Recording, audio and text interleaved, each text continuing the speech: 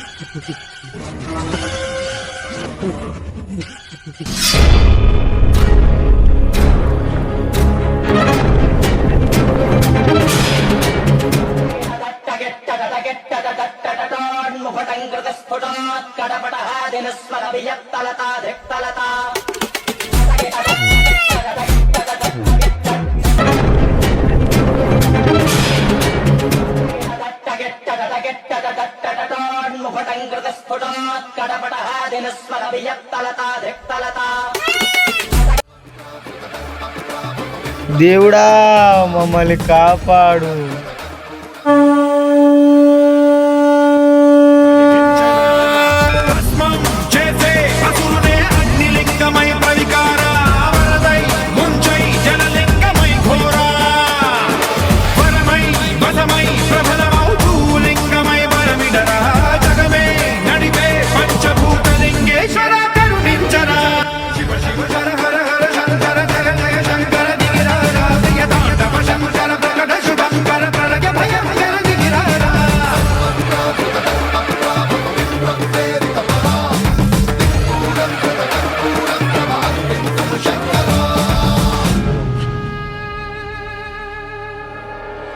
రే లేవురా లేవురా వంశీ లే. రే ఎంత నీవలేరా ఆ రోజు అక్కడ వెళ్ళిపోయింటే ఇదంతా కయ్యదే కాదురా. ఏమోరా ఏమైంది నాకు గుర్తురావడం లేదు, కొంచెం కూడా గుర్తులేదు. ఆ రోజు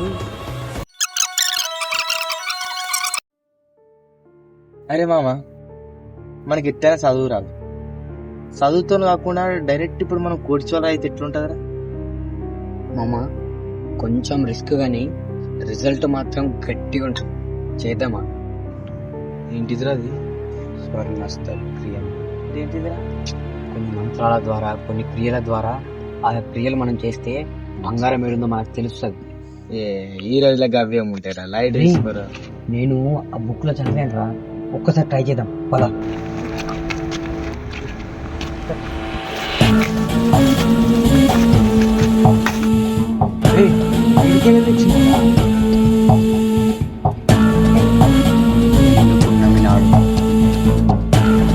దిక్కుల మోదిక చెట్ల నట్ట నడుమన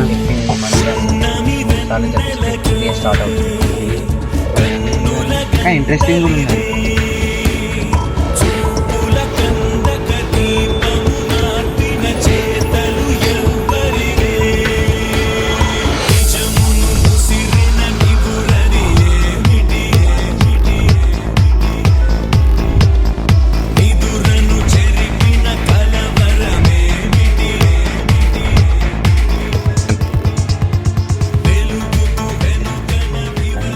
కావాలంటే మనం ఒక జంతువుని బలియాలి.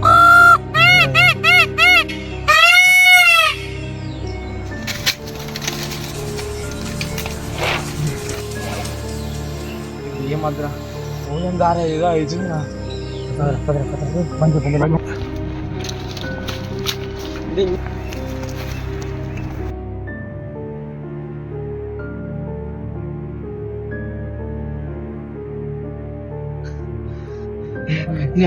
ఈ మంత్రాలు నీకే తెలుసా?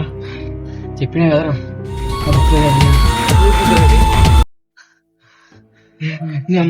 ఈ మంత్రాలు నీకే తెలుసా? చెప్పినా కదరా ఆ బుక్ లో చదివినా. ఏ బుక్ రాది? మయూరి. అనగనగా ఒక అందమైన ఊరు, రుద్రవనం. ఆ ఊరి పక్కనే దట్టమైన అడవి నల్లటి చీకటితో కమ్ముకొని ఉంటుంది. ఆ అడవిలో పురాతనమైన శివాలయం దాగుంది. ఆ శివాలయంలో ఉన్న శివలింగం ఎంతో ప్రత్యేకమైనది, ఎప్పుడూ కాంతితో నిండి ఉంటుంది. అదే ఊరిలో హేమ అనే అమ్మాయి చాలా మంచిది, అన్యాయాన్ని అస్సలు అరికట్టలేదు. అయితే అదే ఊరిలో ఉన్న రాజు భూపతి డబ్బంటే ఎంతో పిచ్చి. అదే డబ్బు తనకు ఎల్లప్పుడూ ఉండాలనే ఒక ఆశతో అదే అడవిలో ఒక క్రియను ఏర్పాటు చేస్తాడు, స్వర్ణస్త క్రియ. బంగారాన్ని దక్కించుకునే చేతబడి క్రియ. దీనికి కావాల్సింది ఒక అమ్మాయి. పెళ్లి కానటువంటి ఈ అమ్మాయికి అందంతో సరిపడే ఒక పక్షి. ఇవి రెండింటిని బలివ్వాలి, అప్పుడే క్రియ మొదలవుతుంది. అయితే ఆ రాజు కన్ను ఆ గుడి చుట్టూ తిరుగుతున్న మయూరిపై పడుతుంది. అలా మొదటగా మయూరిని బలి తీసుకుంటాడు. అటువైపుగా గుడి పూజకై వస్తున్న ఆమెను ఆ రాజు చూస్తాడు. అలా తనని కూడా బలి చేసుకుంటాడు. అలా మయూరిని మరియు అమ్మాయిని బలి చేసుకుంటారు. ఇద్దరూ కలిసి శివలింగం ముందు వేడుకోగా అమ్మాయి మరియు ఆ మయూరి కలిసి శివలింగాన్ని వేడుకుంటే సాక్షాత్తు శివుడే ప్రత్యక్షమవుతాడు. సాక్షాత్తు ఆ పరమశివుడు ప్రత్యక్షమయ్యి తమకు జరిగిన అన్యాయం మరెవ్వరికీ జరగకూడదు అని ఆ అమ్మాయిని మయూరిలో లీనం చేస్తాడు. అలా చేసి ఆ మయూరికి శక్తులనిస్తాడు. అలా ఆ పరమశివుడు వారిద్దరి ఆత్మకు శాంతి కలిగించి మయూరిని ఈ క్రియను ఎవరైతే మొదలు పెడతారో వారిని అక్కడే అంతం చేసేలా శక్తులిస్తాడు. అలా ఆ పరమశివుడి అండతో ఆ మయూరి ఆ రాజును చంపేస్తుంది. అలా మళ్ళీ ఎప్పుడైతే ఈ క్రియను ఎవరైనా మొదలు పెడతారో మళ్ళీ మయూరి తిరిగి వస్తుందని నమ్మకం.